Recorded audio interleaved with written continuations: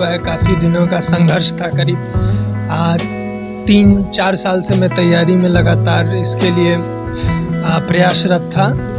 अब जाके सफलता मिली है तो खुशी तो बहुत है। वैसे 12-13 ओकेज़न आए जहाँ इंटरव्यू में मैं रिजेक्ट हुआ हूँ, अलग अलग स्टेज में, कभी प्रीलिम्स के स्टेज में, कभी मेंस में, कभी इंटरव्यू। तो ऐसा कोई स्टेज बचा नहीं है जहाँ से मैं रिजेक्ट नहीं हुआ हूँ। यूपीएससी असिस्टेंट कमांडर 2022 की परीक्षा में मुजफ्फरपुर के बेटे सुधांशु ने 141वीं रैंक लाकर मुजफ्फरपुर का नाम रोशन किया। हमारे साथ हैं, अब बातचीत करेंगे। क्या कहेंगे, कितनी खुशी है 141वीं रैंक आया? बहुत ज़्यादा खुशी है क्योंकि बहुत मेहनत के बाद ये प्राप्त हुआ है। काफ़ी दिनों का संघर्ष था। करीब 3-4 साल से मैं तैयारी में लगातार इसके लिए प्रयासरत था। अब जाके सफलता मिली है तो खुशी तो बहुत ज़्यादा है। और ख़ास करके यूपीएससी जैसे प्रतिष्ठित इंस्टीट्यूशन में कोई भी आप एग्ज़ाम क्लियर करते हैं और असिस्टेंट कमांडेंट जो कि राजपत्रित अधिकारी हैं, एक ऐसी जॉब है जो आपको ग्रेड ए का जॉब देती है, तो खुशी तो बहुत ज़्यादा है। कितना संघर्षशील रहा ये एग्ज़ाम आपके लिए? जैसा कि मैंने आपको बोला, ये करीब 3-4 साल से लगातार मैं इसके लिए मैं कोशिश कर रहा था। और करीब ऐसे 12-13 ओकेज़न आए जहाँ इंटरव्यू में मैं रिजेक्ट हुआ हूँ, अलग अलग स्टेज में, कभी प्रीलिम्स के स्टेज में, कभी मेंस में, कभी इंटरव्यू। तो ऐसा कोई स्टेज बचा नहीं है जहाँ से मैं रिजेक्ट नहीं हुआ हूँ। उसके बाद ये फाइनली सफलता मिली है। रिजेक्ट होने के बावजूद भी मेहनत जारी है। जी, कोई और ऑप्शन नहीं है। अगर आप तैयारी के फील्ड में हैं तो फिर आपके लिए यही ऑप्शन है कि जितनी बार भी आप गिरें, दोबारा से शुरू करें, ताकि इस बार नहीं हो तो अगली बार हो जाए। परिवार वालों का कितना सपोर्ट रहा आपके इस सेंटर? देखिए, बिना परिवार के तो कुछ भी संभव ही नहीं है। मैं ऐसा मानता हूँ कि जितना दिन कोई बच्चा या बच्ची घर का पढ़े या किसी चीज़ की तैयारी करे, घर में माँ-बाप और ख़ास करके रिलेटिव जो आपके करीबी हैं, वो भी उतनी ही तैयारी करते हैं।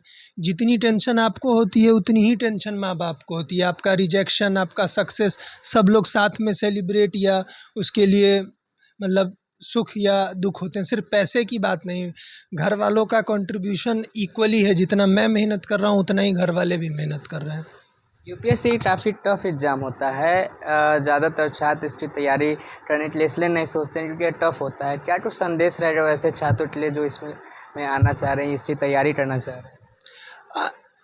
यही संदेश है कि अगर आपने एक बार मन बना लिया है, अगर आपके अंदर से वो आवाज़ आती है कि हाँ, मैं अपने आप को इस फील्ड में देखना चाहता हूँ, किसी के दिखावे में आके कि वो कर रहा है तो मैं भी कर लूँगा, या फिर थोड़े दिन का जस्ट एक आधे बार की बात है कि अच्छा ये अच्छा लग गया तो कर लें, तो वो वाले लोग नहीं करें तैयारी। क्योंकि ये लंबी जर्नी है।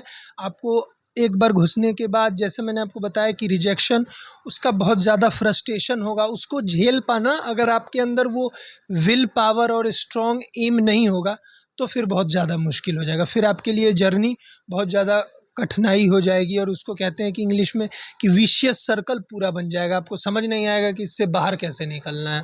कहाँ से पढ़ाई लिखाई किए थे इस? मेरी प्रारंभिक पढ़ाई 12वीं तक की सैनिक स्कूल कपूरथला से हुई है।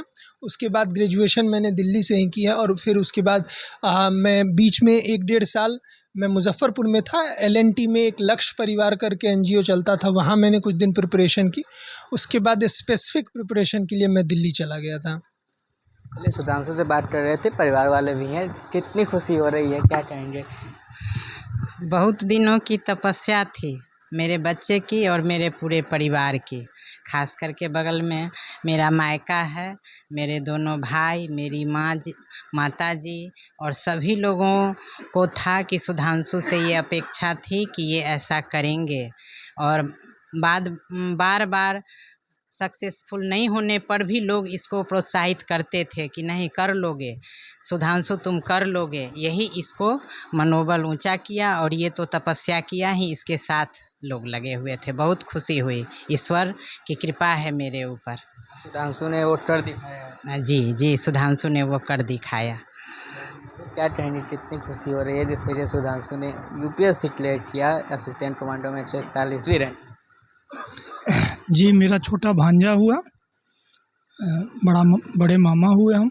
निश्चित रूप से खुशी का इजहार तो शायद शब्दों में नहीं कर पा रहे हैं, लेकिन मेरा मानना है कि किसी लक्ष्य को आप निर्धारित करते हैं तो सारी चीज़ों के साथ एक पेशेंस जो है, खास करके बड़े कंपटीशन में, बड़े पद पोस्ट का जो भी गवर्नमेंट सेक्टर का नौकरी है, जॉब है, उसके लिए धैर्य बहुत बड़ी चीज़ है। और बच्चे यही सामर्थ्य नहीं रख पाते हैं 1, 2, 4 जगह असफलता के बाद। जैसा सुधांशु ने आपसे शेयर भी किया कि शायद गवर्नमेंट सेक्टर की तैयारी का, एग्ज़ाम का, टेस्ट का कोई ऐसा स्टेज ना बचा जहां वो असफल नहीं हुआ, लेकिन इसके बावजूद उसमें जो पेशेंस थी, उसमें जो लगन था, उसने जो धैर्य रखा, वो निश्चित रूप से हम लोग हमेशा कॉन्फिडेंस उसका बढ़ाते रहे, हमेशा पेशेंस देते रहे कि निश्चित रूप से सफलता थोड़ी देर आएगी, लेकिन जो चीज़ देर आती है वो दुरुस्त आती है। निश्चित रूप से सफलता तुम्हारे कदम चूमेगी। आज वो सफलता तक परचम लहराया है। इसमें सबों का, उसके पढ़ाई के साथ साथ घर परिवार, शुभचिंतक, समाज, अड़ोस पड़ोस सब लोगों की है। इसकी एक और ख़ासियत है, सामान्यतः आप देखेंगे बच्चे जो बिहार से बाहर चले जाते हैं पढ़ने, बाहर जाकर तैयारी करने लगते हैं, थोड़ा सा अपनी सोसाइटी से कट जाते हैं। मगर आप यहाँ आस पड़ोस समाज में भी देखेंगे, ये बच्चा कभी 5 दिन 10 दिन के लिए छुट्टी के दिनों में भी आता था, तो यहाँ के बच्चों के साथ भी उतना ही खेलना, सबके साथ शेयर करना, सबके यहाँ आना जाना, होली पे, दीपावली पे, किसी चीज़ में, यहाँ जो शहर में क्लोज रिलेटिव हैं, सबसे एक इंटरेक्शन जो है वो बना रहा है। इसका सामान्यतः आपके जो बहुत बच्चे पढ़ाई में अध्ययनरत होते हैं उच्च स्तर की तैयारी में, वो बच्चे थोड़ा सा कट जाते हैं इस एंगल पर, लेकिन इसकी खासियत है कि ये इस चीज़ को साथ रखते हुए में, सबसे इंटरेक्ट होते हुए में यहाँ तक प्राप्त किया। बहुत बहुत उसको भी बधाई। ठीक है, घर परिवार सबको भी, अपने आप को भी इस सफलता के लिए मामा होने के नाते बधाई।